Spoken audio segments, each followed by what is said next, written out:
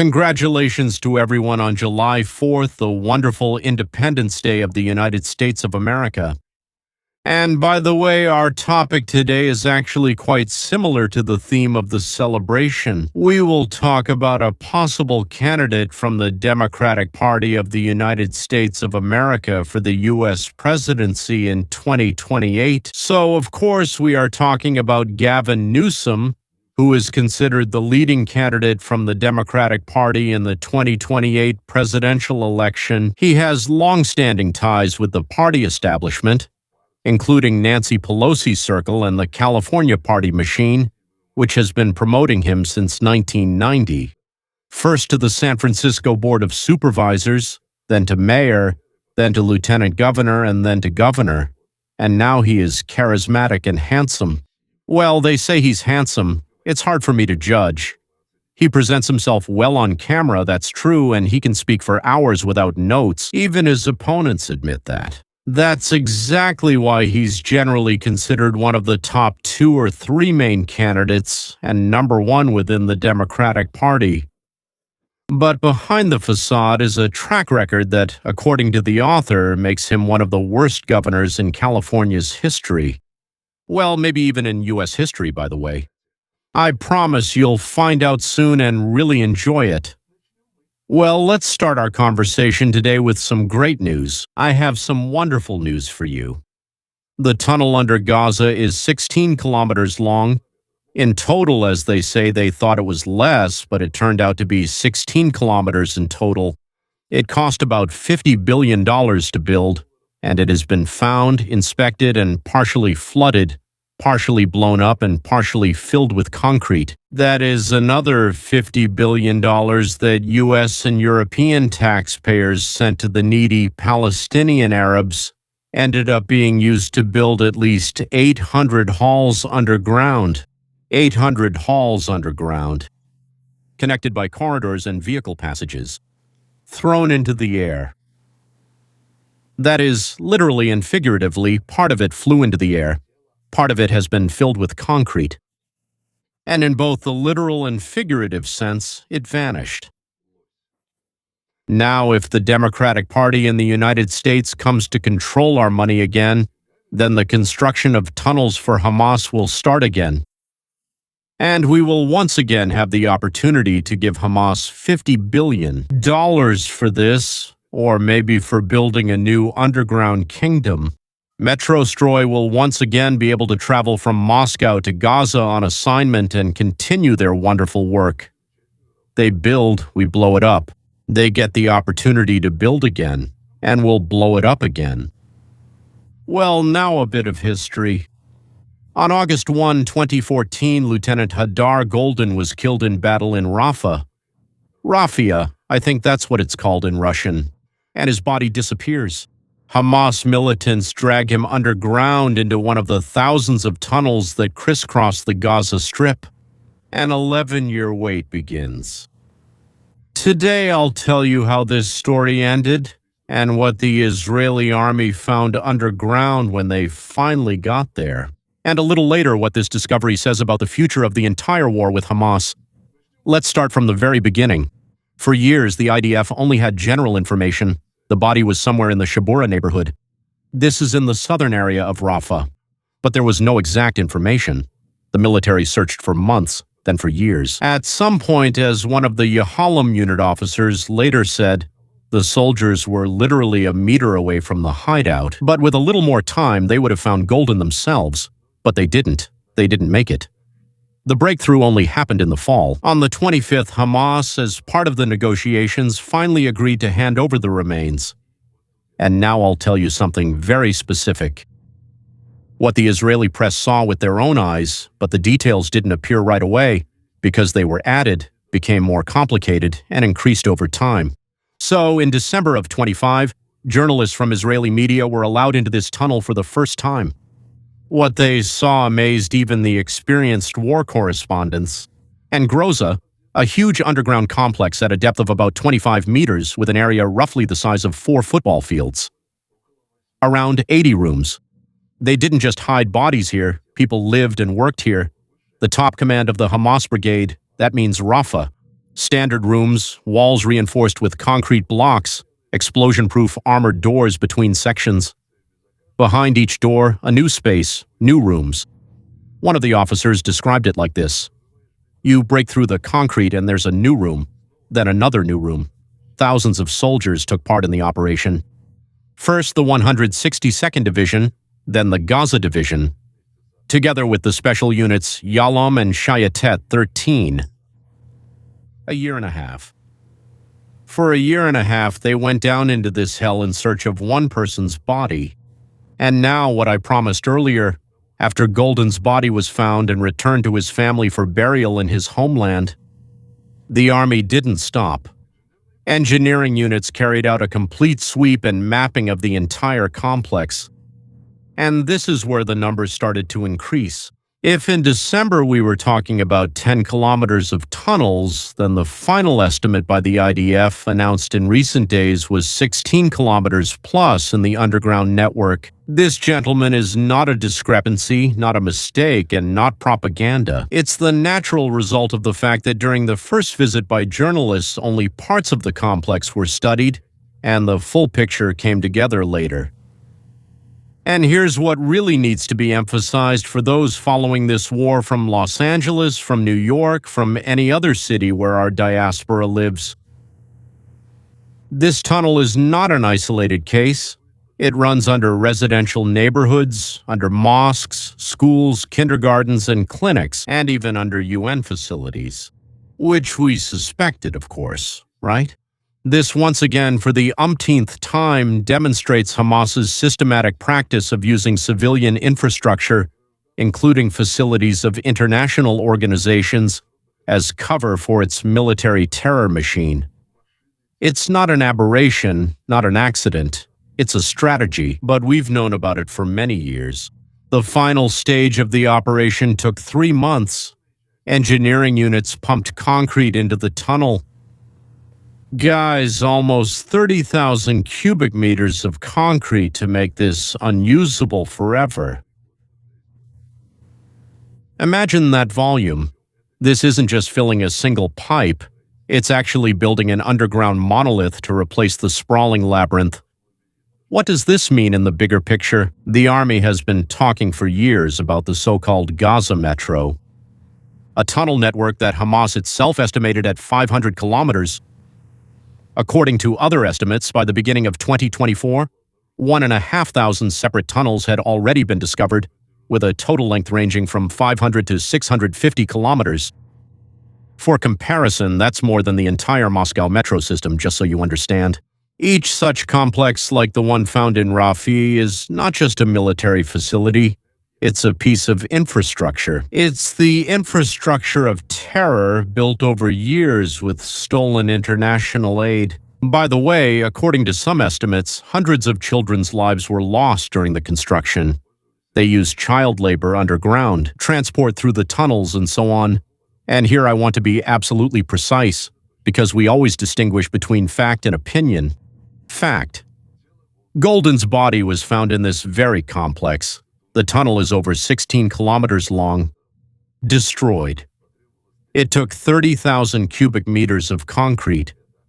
This is confirmed by official army statements and video footage. But the claim about the exact total length of all the tunnels in Gaza, like 500 or 650 kilometers, those are just estimates, some of which are based on the words of Hamas itself. Which will be difficult to verify, right? It's a version, not a fact. I will always tell you about this. Now, the very thing I promised at the very beginning, especially for our Russian-speaking audience. Many of you are asking if there was any point in searching for 11 years. In not closing these tunnels for 3 months after they were completely captured and cleared. And searching. Wouldn't it have been easier to just leave everything as it was?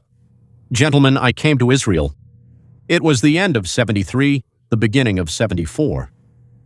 I remember that spirit. I remember we were new. We counted 146 relatives in Israel, and not a single one in the Soviet Union. But still, we were kind of strangers. Having arrived, yes. And what struck me was, I remember that every soldier's death, first of all, everyone knew the name and it was discussed. It was discussed, and in an amazing way. They would say, oh, that's Rivka's nephew. Which Rivka? The one over there. That is, all the people of Israel, whenever someone died, either knew that person or their family, or knew someone who knew them. That's why. No, it's not easier. Behind every such tunnel, behind every body found, there is a principle that Israel is not willing to give up under any circumstances. They don't abandon their own.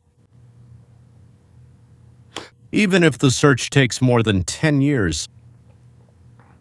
Lieutenant Kadar Goldin is finally buried in his homeland with his own people. Today, one of the largest underground complexes of Hamas has been wiped off the map.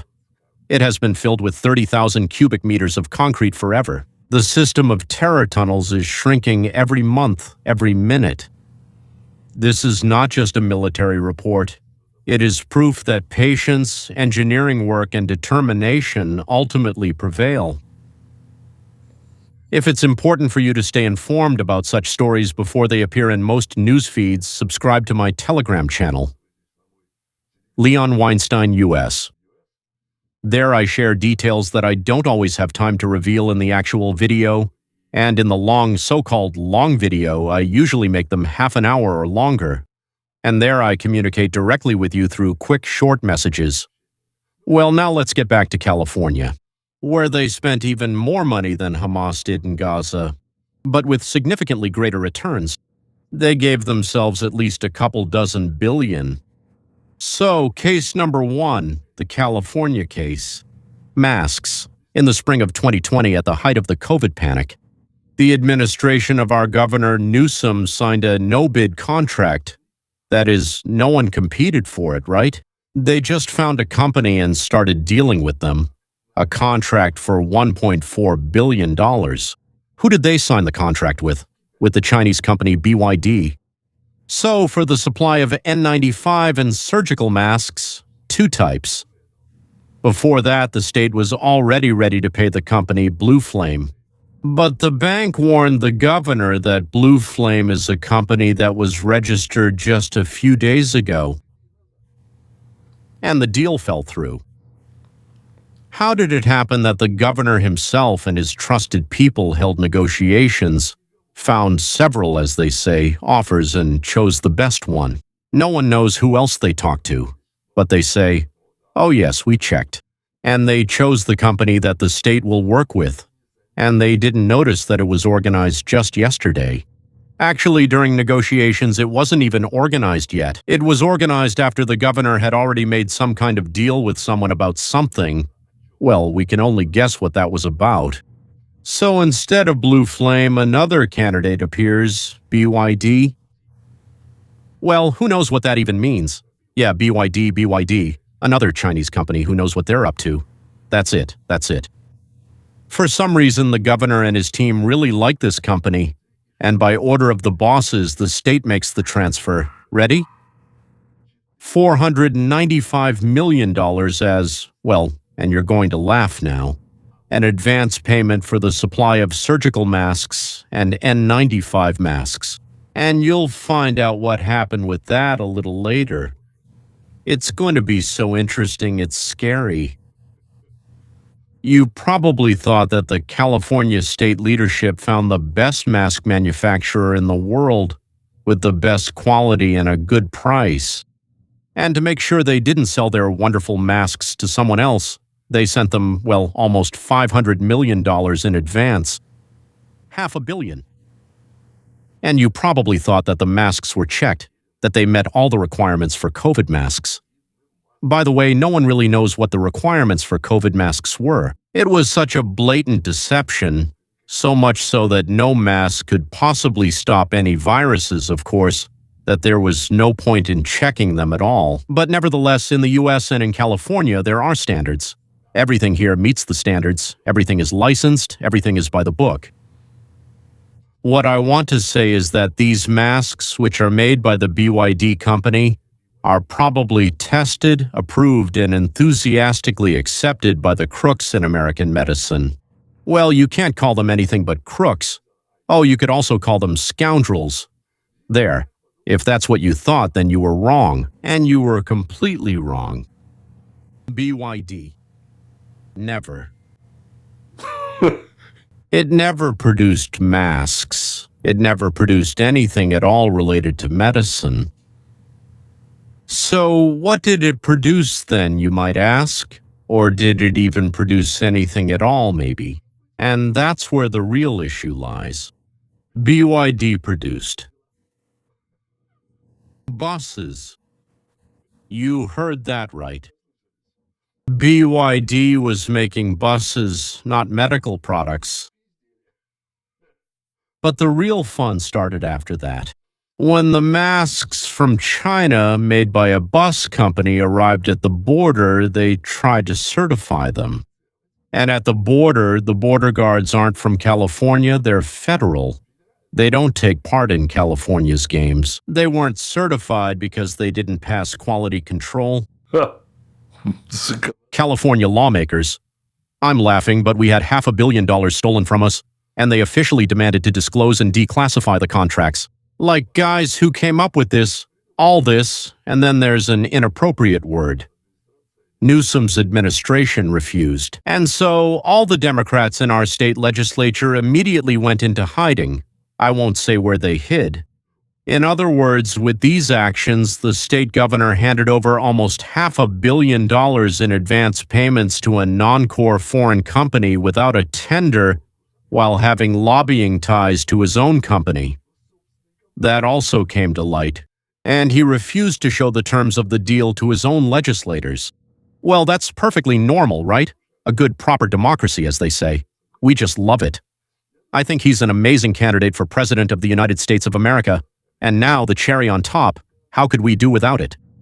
There's also a cherry on top. This is the cherry on top of this case, as the other cases will be even more interesting. This version is unverified. I can't say it's 100% certain, but people in Sacramento political circles claim that a significant stake in BYD belongs to George Soros and Governor Newsom's family. There is no confirmation of this in publicly available sources, and since no one in California dared to look into it, nobody knows. The well-known and major shareholders of BYD, well, that's what is known. The founder Wang Chuanfu and the Berkshire Hathaway Fund.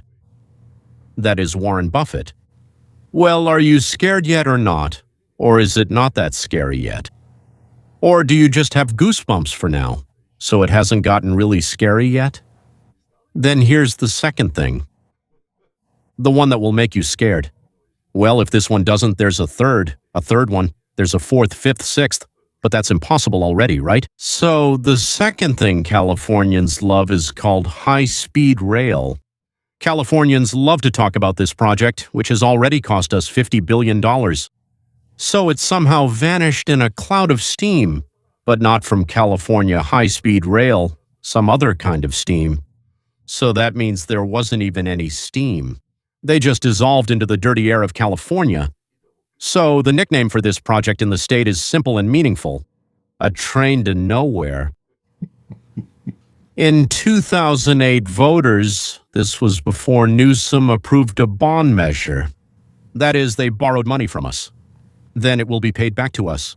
And look where this money went.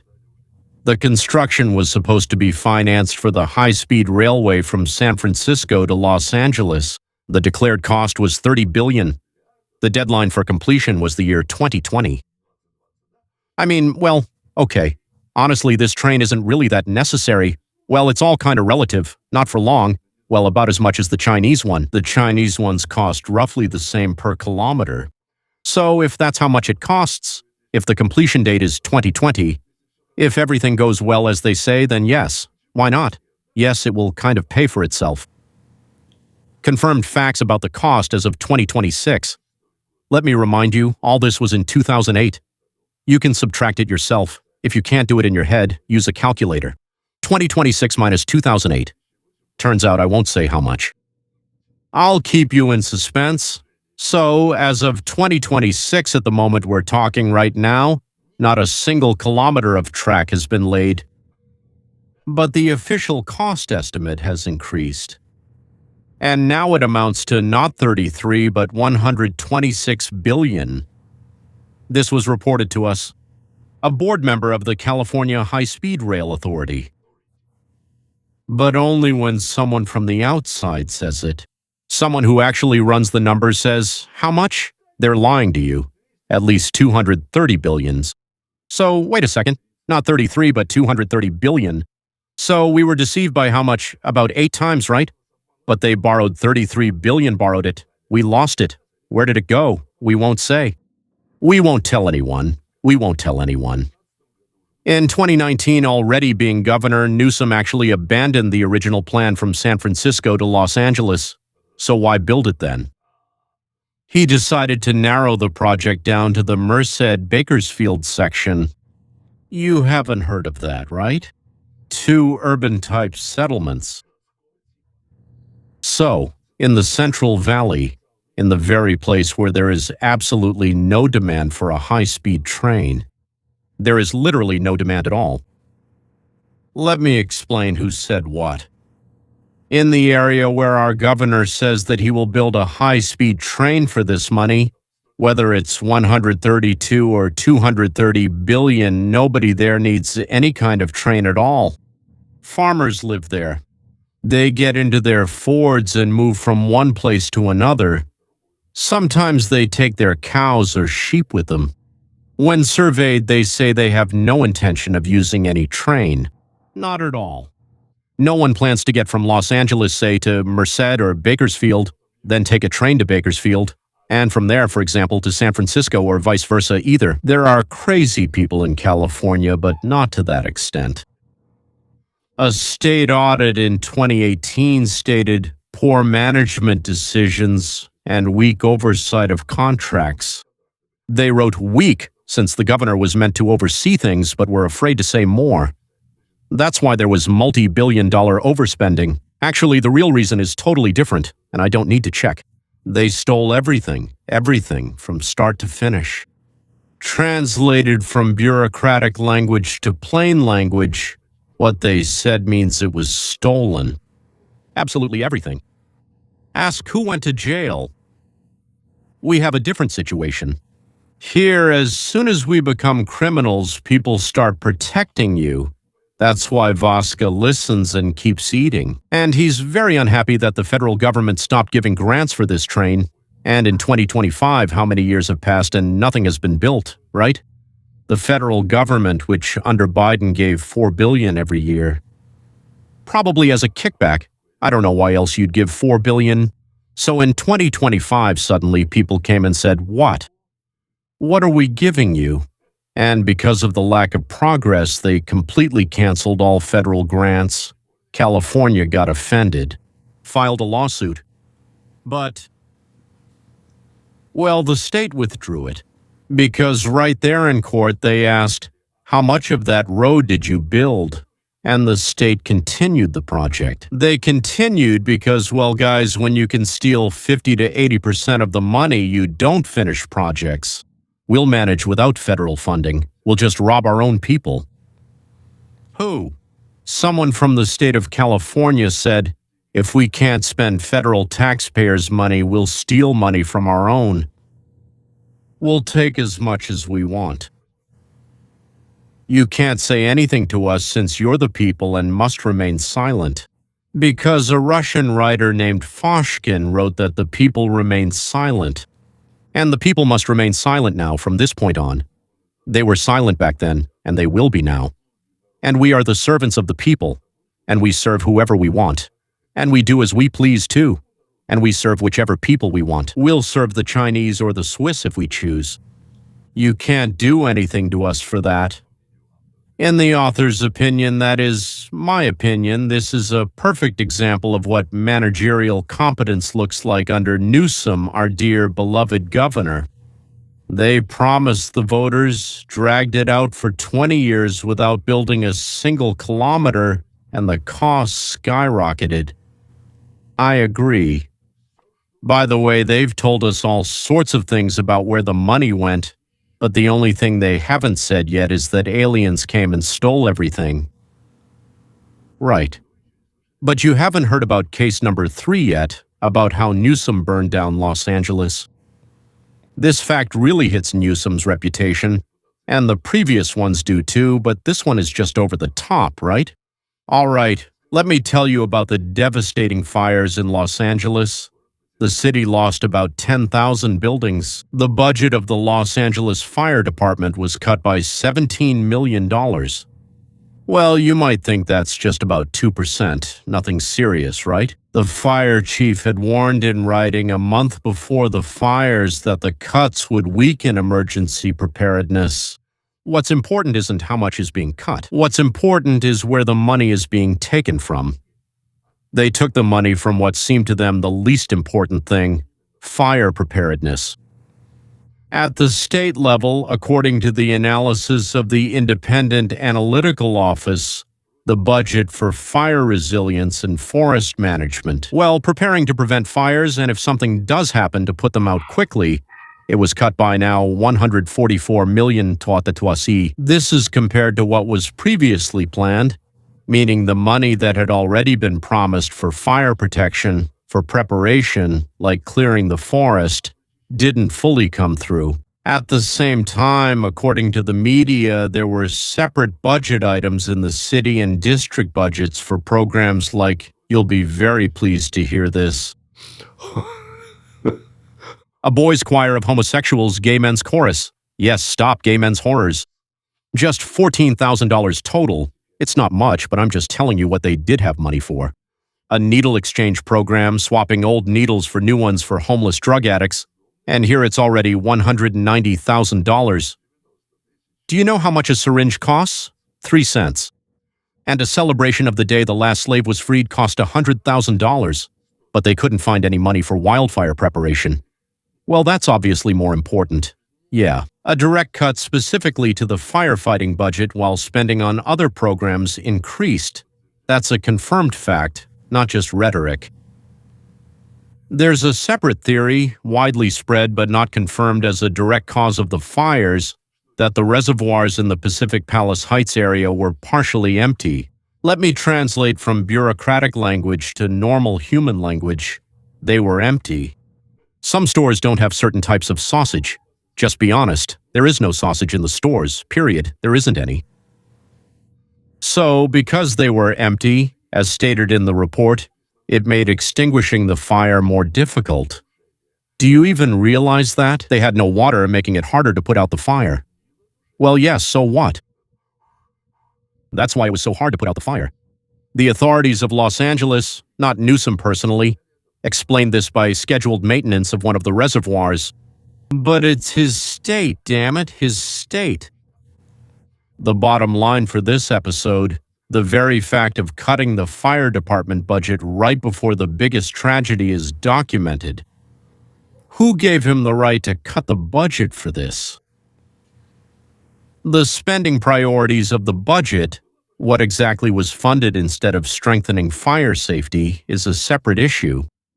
As they say, this is a political dispute, but the very fact of a lack of money for fire safety, against the backdrop of increased spending in other areas, is not fiction. And gentlemen, this is not the full list. I said I would give you 3. Maybe I'll tell you something else. That's another story. A recent investigation by the Manhattan Institute, published on Fox, claims that California under Newsom lost about $180 billion to fraud, including widespread abuse in the payment of unemployment benefits. This is the version of one analytical organization, not the result of a government audit. It should be presented exactly like that, as data from one of the think tanks criticizing the administration. But, gentlemen, so many people have already come forward and shared the details, so many on different TV studios. They went to the places where these so-called centers were supposedly located, providing services to youth, people with autism, the elderly, and so on. They weren't there, which makes it clear that the administration was giving them millions of dollars. And not once did they check whether there was actually a center there or not, or even how it operated, how big it was, what the sanitary conditions were like. They simply weren't there. They weren't there at all. At one address, 182 centers were registered, and money was being paid for all of them, all to the same address. And we don't have computers that would say, why are 182 or 183 centers registered at the same address? All right. There's another interesting thing. There's an investigation going on into the governor himself, as well as his family and his close circle. Separate from the management failures, there's a completely different angle here, a criminal one. They chose such a fool, not to use a harsher word. Well, they're idiots themselves. Yeah, they should have picked someone else, but being a thief is a different story, right? Yeah? So here's how it was. There was this person, her name was Dana Williamson. She was the former chief of staff to the governor. Well, I mean, guys, that's the second most important person in the state, easily the second person in the state. In May of 1926, she pleaded guilty to a federal charge, not in the city. No one would have prosecuted her in the city. In conspiracy to commit bank and wire fraud, filing a false tax return, and deceiving the FBI, well, I mean, the full package. The case was about a scheme to siphon money off. Yes, everyone was involved there. They caught her with $225,000, yes. But honestly, I think if they caught her with that, she probably stole 100 or 150 times more. So from the election account, people gave money for the elections. They stole it, transferred it, so to speak, and pocketed it. Now, Dana is a longtime figure in the California Democratic Party, personally appointed to the board by Newsom in 2020. State Compensation Insurance Fund, that's an annual compensation of $61,000 peanuts, right? Yeah. Previously, she held the position of press secretary at the Business and Housing Agency under Governor Brown, worked at Disney, and in the office of the late Senator Dianne Feinstein. So the FBI convinced her, we don't know how, to wear a hidden microphone. Well, a bug, yeah. Gentlemen, since July 2024, according to Williamson's lawyer, well, the one who got convicted, right? His name is McGregor Scott. He's a former U.S. prosecutor. Alexis started wearing the bug, but Dana didn't, so Alexis is the bad one, and Dana didn't wear the bug. She's the good one.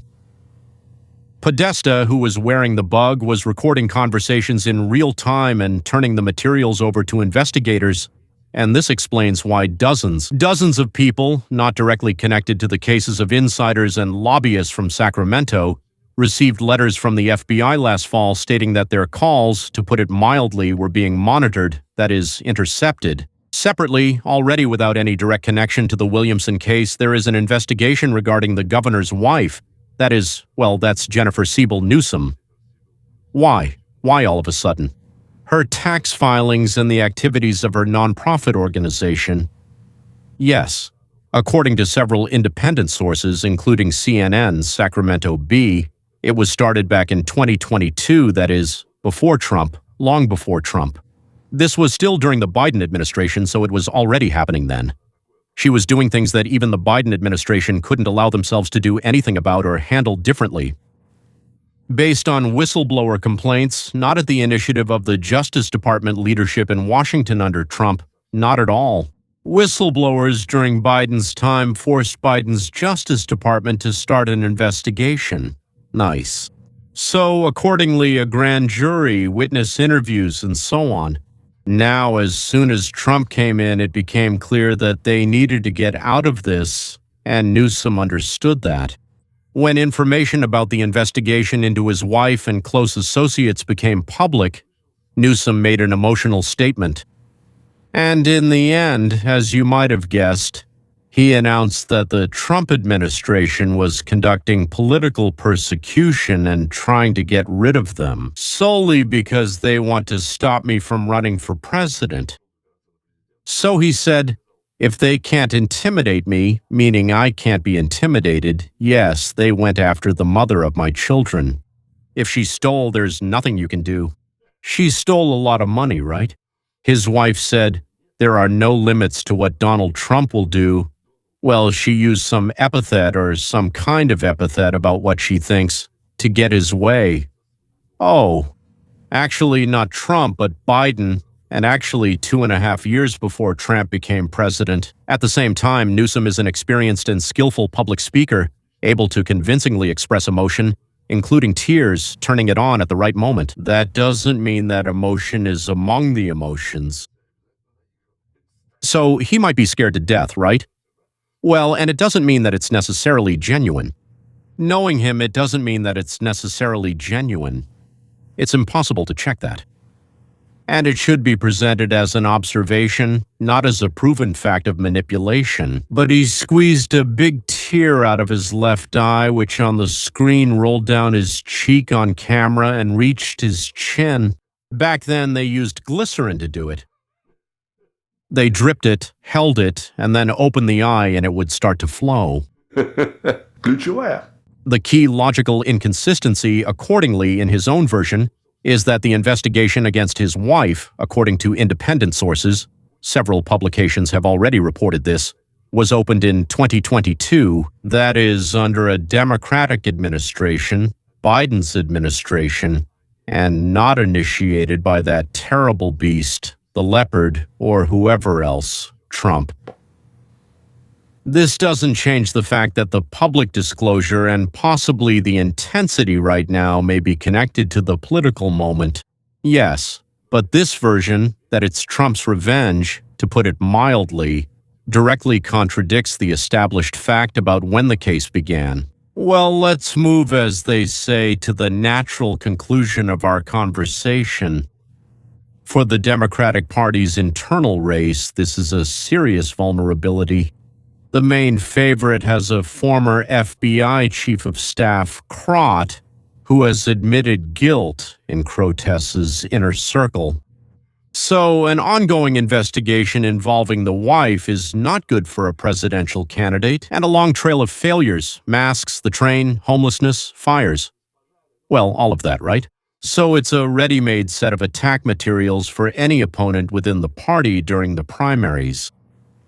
If the Democrats still nominate him as their candidate, well, Nancy Pelosi, relatives, and so on. Yes, this gives the Republicans a huge amount of ready-made compromising material for the general nationwide campaign. Yes, he can't build a railroad in 20 years, or his own staff cooperated with the FBI to expose him. Experience shows that voters forgive charisma and eloquence only up to a certain point. As soon as management failures combine with criminal activity, especially in your inner circle, and it doesn't even have to be you personally, even your closest wife is much closer, trust usually drops faster than rhetoric can help. And he does have talent. Well, that's all. That's all. This is where we finish. Two wonderful stories. One about how billions were spent not on underground facilities for Hamas, but into the pockets of the Hamas leadership. And the other about how billions were spent on buying unnecessary masks or building an unnecessary high-speed train in California. What do these two stories have in common, you might ask? There is. And a lot. The leaders of Hamas are billionaires today. So I found out about 3 people. The leadership of Hamas is 3 people, and all 3 of them live in Qatar, and they are absolute multi-billionaires. Now, the leader of California, and in fact all the top figures of the Democratic Party of the United States of America, they don't even come close to the leadership of Hamas. Well, still, it's really impressive over there. Yes, they fall just a little short. I mean, just a bit. Almost there. If they don't unite, no one will even notice who has more money. The whole conversation, all the fuss, all these murders, all these screams, everything else is for one purpose. Ladies and gentlemen, everywhere, everywhere, everywhere, it's all for one purpose. Guess what it is? Go ahead and write it in the comments. What common goal do the Hamas leadership group and the group of pilot Pelosi, Newsom, his wife, and so on have? Well, that's where we'll end for today. Goodbye. Until next time.